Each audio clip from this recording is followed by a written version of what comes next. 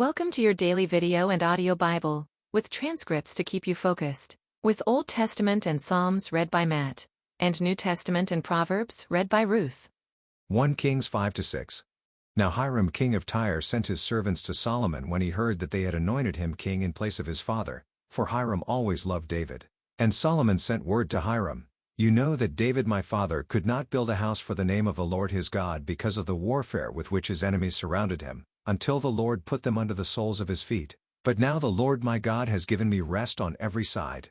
There is neither adversary nor misfortune. And so I intend to build a house for the name of the Lord my God, as the Lord said to David my father, your son, whom I will set on your throne in your place, shall build the house for my name. Now therefore command that cedars of Lebanon be cut for me, and my servants will join your servants, and I will pay you for your servants such wages as you set, for you know that there is no one among us who knows how to cut timber like the Sidonians."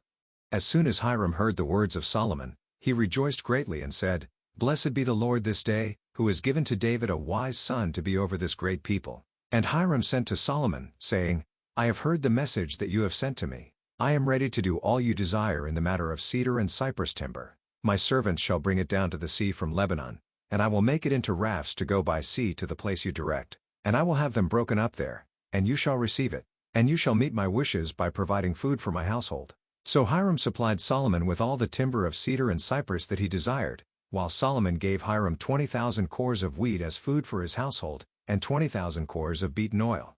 Solomon gave this to Hiram year by year, and the Lord gave Solomon wisdom, as he promised him. And there was peace between Hiram and Solomon, and the two of them made a treaty. King Solomon drafted forced labor out of all Israel, and the draft numbered 30,000 men. And he sent them to Lebanon, 10,000 a month in shifts. They would be a month in Lebanon and 2 months at home. Adoniram was in charge of the draft. Solomon also had 70,000 burden bearers and 80,000 stone cutters in the hill country, besides Solomon's 3,300 chief officers who were over the work, who had charge of the people who carried on the work. At the king's command they quarried out great, costly stones in order to lay the foundation of the house with dressed stones. So Solomon's builders and Hiram's builders and the men of Gebal did the cutting and prepared the timber and the stone to build the house.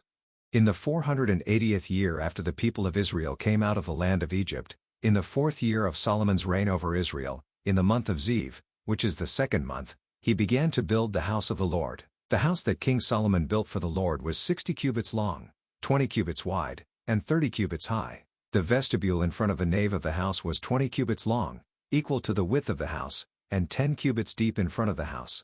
And he made for the house windows with recessed frames. He also built a structure against the wall of the house, running around the walls of the house, both the nave and the inner sanctuary. And he made side chambers all around. The lowest story was 5 cubits broad, the middle one was 6 cubits broad, and the third was 7 cubits broad. For around the outside of the house he made offsets on the wall in order that the supporting beam should not be inserted into the walls of the house. When the house was built, it was with stone prepared at the quarry, so that neither hammer nor axe nor any tool of iron was heard in the house while it was being built. The entrance for the lowest story was on the south side of the house, and one went up by stairs to the middle story, and from the middle story to the third. So he built the house and finished it, and he made the ceiling of the house of beams and planks of cedar. He built the structure against the whole house, 5 cubits high, and it was joined to the house with timbers of cedar. Now the word of the Lord came to Solomon, concerning this house that you are building. If you will walk in my statutes and obey my rules and keep all my commandments and walk in them, then I will establish my word with you, which I spoke to David your father, and I will dwell among the children of Israel and will not forsake my people Israel. So Solomon built the house and finished it. He lined the walls of the house on the inside with boards of cedar. From the floor of the house to the walls of the ceiling, he covered them on the inside with wood, and he covered the floor of the house with boards of cypress. He built 20 cubits of the rear of the house with boards of cedar from the floor to the walls, and he built this within as an inner sanctuary, as the most holy place. The house, that is, the nave in front of the inner sanctuary, was 40 cubits long. The cedar within the house was carved in the form of gourds and open flowers.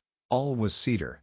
No stone was seen. The inner sanctuary he prepared in the innermost part of the house, to set there the ark of the covenant of the Lord. The inner sanctuary was 20 cubits long, 20 cubits wide, and 20 cubits high, and he overlaid it with pure gold. He also overlaid an altar of cedar. And Solomon overlaid the inside of the house with pure gold, and he drew chains of gold across, in front of the inner sanctuary, and overlaid it with gold. And he overlaid the whole house with gold, until all the house was finished. Also the whole altar that belonged to the inner sanctuary he overlaid with gold. In the inner sanctuary he made 2 cherubim of olive wood, each 10 cubits high. 5 cubits was the length of one wing of the cherub, and 5 cubits the length of the other wing of the cherub. It was 10 cubits from the tip of one wing to the tip of the other. The other cherub also measured 10 cubits. Both cherubim had the same measure and the same form. The height of one cherub was 10 cubits, and so was that of the other cherub. He put the cherubim in the innermost part of the house. And the wings of the cherubim were spread out so that a wing of one touched the one wall, and a wing of the other cherub touched the other wall. Their other wings touched each other in the middle of the house. And he overlaid the cherubim with gold. Around all the walls of the house he carved engraved figures of cherubim and palm trees and open flowers, in the inner and outer rooms. The floor of the house he overlaid with gold in the inner and outer rooms. For the entrance to the inner sanctuary he made doors of olive wood. The lintel and the doorposts were 5-sided. He covered the 2 doors of olive wood with carvings of cherubim, palm trees, and open flowers. He overlaid them with gold and spread gold on the cherubim and on the palm trees. So also he made for the entrance to the nave doorposts of olive wood, in the form of a square, and 2 doors of cypress wood. The 2 leaves of the one door were folding, and the 2 leaves of the other door were folding. On them he carved cherubim and palm trees and open flowers, and he overlaid them with gold evenly applied on the carved work. He built the inner court with 3 courses of cut stone and 1 course of cedar beams. In the 4th year the foundation of the house of the Lord was laid, in the month of Ziv. And in the 11th year, in the month of Bul, which is the 8th month, the house was finished in all its parts, and according to all its specifications.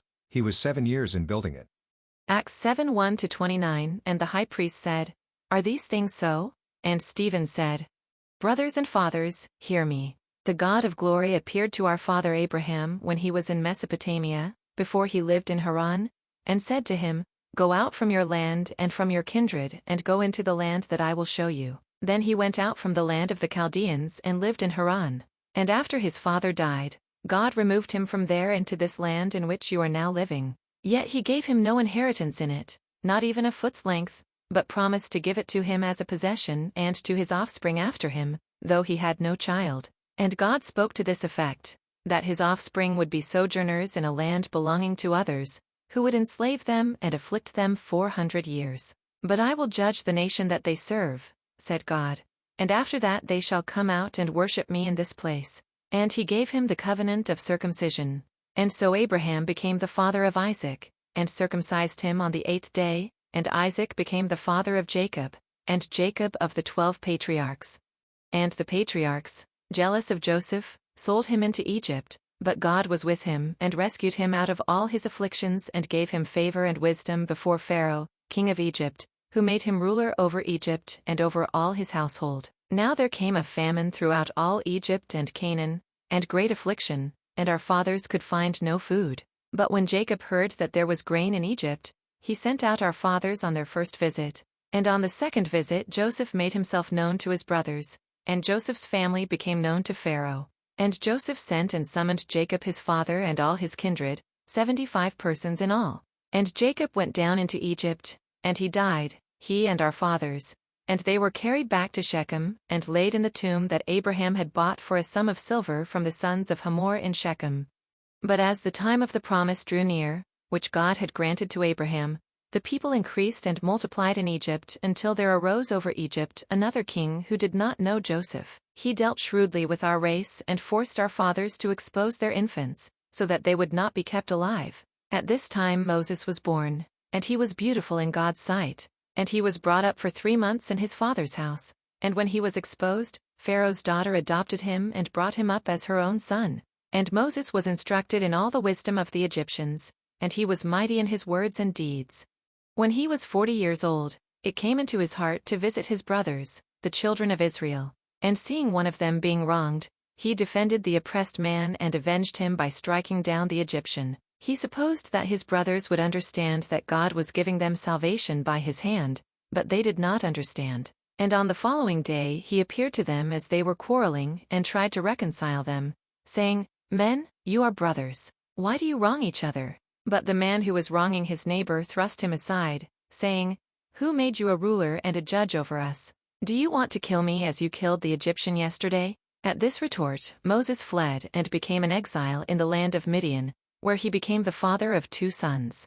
Psalm 127, a Song of Ascents, of Solomon. Unless the Lord builds the house, those who build it labor in vain. Unless the Lord watches over the city, the watchman stays awake in vain. It is in vain that you rise up early and go late to rest, eating the bread of anxious toil, for he gives to his beloved sleep. Behold, children are a heritage from the Lord, the fruit of the womb a reward. Like arrows in the hand of a warrior are the children of one's youth. Blessed is the man who fills his quiver with them. He shall not be put to shame when he speaks with his enemies in the gate. Proverbs 16:28-30. A dishonest man spreads strife, and a whisperer separates close friends. A man of violence entices his neighbor and leads him in a way that is not good. Whoever winks his eyes plans dishonest things. He who purses his lips brings evil to pass. Thank you for joining with us. To be part of the community, please check the link in the description below or check Daily Hope for Revival on Facebook.